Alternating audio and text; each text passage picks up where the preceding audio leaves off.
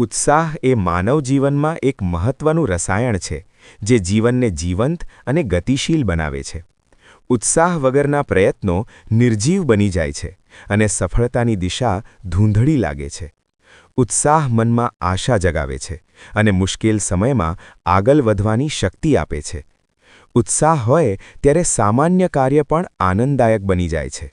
જીવનની સાચી ઊર્જા ઉત્સાહમાંથી જ જન્મે છે.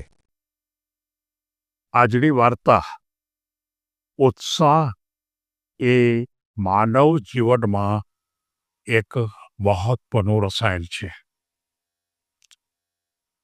મિત્રો, આપણને ખબર છે કે માનવ જીવનની અંદર આપણને ખરેખર આગળ જવા માટે ઘણી બધી બાબતો હોય છે. મનોબળ હોય, વિચારો હોય, કંઈક કરી છૂટવાની ભાવના હોય, પણ એ બધા કરતાં પણ વધારે અગત્યની વાત એ છે કે ઉત્સાહ. તમારો જો કોઈ પણ કામ કરવામાં જો ઉત્સાહ ન હોય તો તમે જીવનની અંદર ઊંચાઈ પ્રાપ્ત કરી શકતા નથી.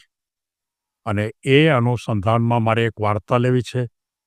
એક ગામની અંદર આરવ નામનો એક યુવાન, એકદમ ગરીબ કુટુંબ હતું, પણ એના સપનાઓ બહુ મોટા હતા અને એને વારંવાર એ સપનાઓને કારણે આસપાસના લોકો છે એમાં શંકા ઉત્પન્ન કરતા અને આરવને એમ કહેતા કે તું આટલા બધા સપનાઓ લે છે એ વાત સારી નથી, તને નુકસાન કરશે.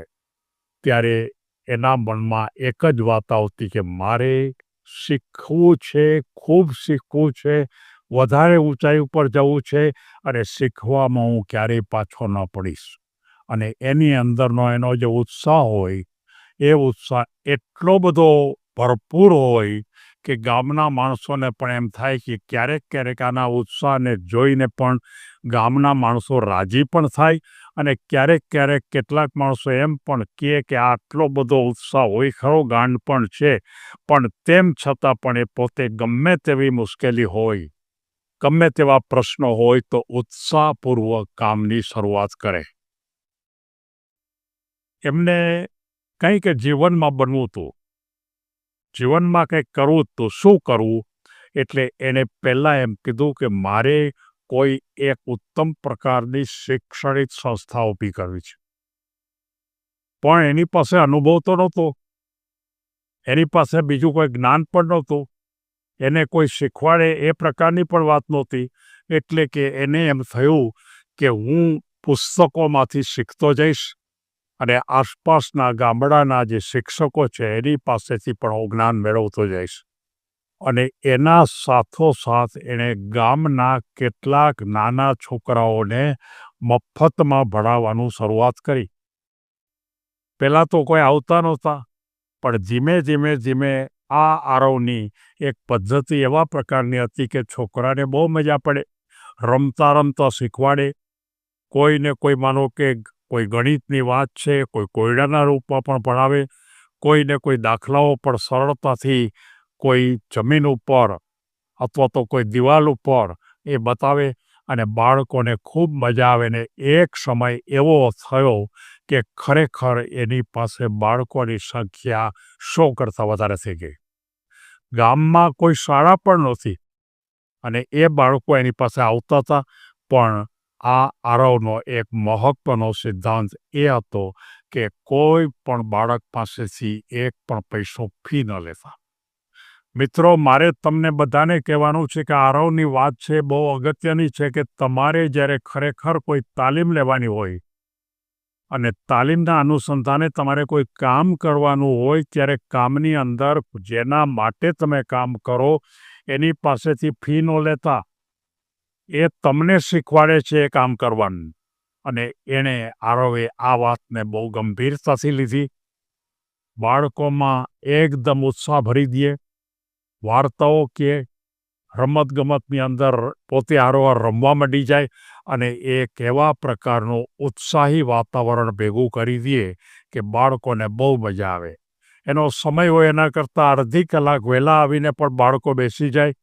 અને એની અંદર પછી બધાને એમ થયું, ગામના માણસોને, કે ખરેખર આ જે આરવ છે ને એ જે કરે છે ને એ ખરેખર સારું છે. એટલે એના માતા પિતા પણ જોડાણા. એમને થોડું માર્ગદર્શન આપ્યું અને એમાંના કેટલાક એવા હતા કે જે એણે એમ કીધું કે તમે અહીંયા આ ગામમાં એક શાળા ઊભી કરો ને, અને એ શાળામાં અમારા બાળકો આવશે અને એ બાળકોની તમે થોડી ફી પણ લો, એટલે તમને પોતાને કામ કરો એટલે વળતરે મળે. આરવના મનમાં તો એ વાત હતી જ કે મારે સારી સ્કૂલ બનાવવી છે, અને એણે સ્કૂલની શરૂઆત કરી. સ્કૂલની અંદર ઉત્તમ પ્રકારે શિક્ષણ આપવા માટે જે પાયાનું શિક્ષણ કહી શકાય, વાર્તાનું શિક્ષણ, રમતગમતનું શિક્ષણ, રમતા રમતા શિક્ષણ અને વાતો કરતાં કરતાં શિક્ષણ, એ પ્રકારની આખી જે નવી પદ્ધતિ અત્યારે આવે છે એ પદ્ધતિથી એણે ઘણા વર્ષો પહેલાં કામની શરૂઆત કરી. એણે ગામની અંદર શિક્ષણમાં ક્રાંતિ લાવ્યા.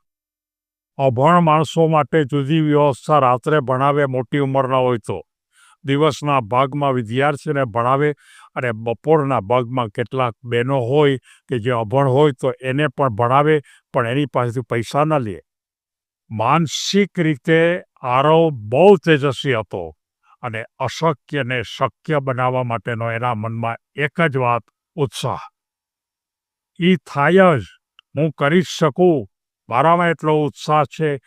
ક્યારેય પણ તકલીફ પડતી ત્યારે પણ એ ઉત્સાહને ક્યારેય હિંમત હારી ન જાય અને સમાજને બદલી નાખવાની તમામ શક્તિ એણે જોઈ કે આ ઉત્સાહમાં જ પડેલી છે. અને એ ઉત્સાહનું વાવેતર એણે પોતાના ગામના બાળકોમાં ખૂબ સારું કર્યું અને એ ભૂમિકા ઉપર ઉત્સાહનો એક બહુ મોટો સફળતાનો આધાર બની ગયો. આ દુનિયામાં મુશ્કેલી હોય, પણ એ હંમેશા ક્ષણિક હોય, ટેમ્પરરી હોય, પણ ઉત્સાહ છે ને એ આ દુનિયામાં પરમેનન્ટ હોય. એકવાર તમારામાં ઉત્સાહનો પ્રવાહ આવ્યો એટલે એ પ્રવાહથી બનતા સુધી સુકાતો નથી અને મોટા સ્વપ્ન જોવાની હિંમત રાખે. આરવની વાર્તા સમગ્ર ગ્રામ્ય વિસ્તારમાં રહેતા કેટલા યુવાનો માટે એક પ્રેરણાનો સ્ત્રોત છે. ઉત્સાહ એ જાદુઈ રસાયણ છે, એમ એ વારંવાર આરવ આખા ગામના બધા માણસોને કહેતો અને એણે સાબિત પણ કરી બતાવ્યું અને નવી પેઢીનો એક માર્ગદર્શક દીવો પણ બન્યો. મિત્રો, આ વાર્તા આપણને શું બોધ આપે છે? આ વાર્તા આપણને બોધ આપે છે કે જીવનમાં એક શાળા બનાવવી એ જ વાત નથી. જીવનના કોઈ પણ ક્ષેત્રની અંદર તમારે કોઈ મેનેજમેન્ટના ક્ષેત્રમાં આગળ જવું છે, તમારે કોઈ ઉદ્યોગપતિ બનવું છે, તમારે સ્પોર્ટ્સમેન બનવું છે, તમારે કલાકાર બનવું છે, તમારા ઉત્સાહને વધારો અને કામ કરતાં કરતાં ઉત્સાહ એવો કરો કે સફળ થશે જ. અને એ વાત આરવ પાસેથી આપણે સૌ જાણીએ અને આપણા બાળકોને પણ આ વાત દરેક માતા કહે એવી લાગણી સાથે સૌને ધન્યવાદ.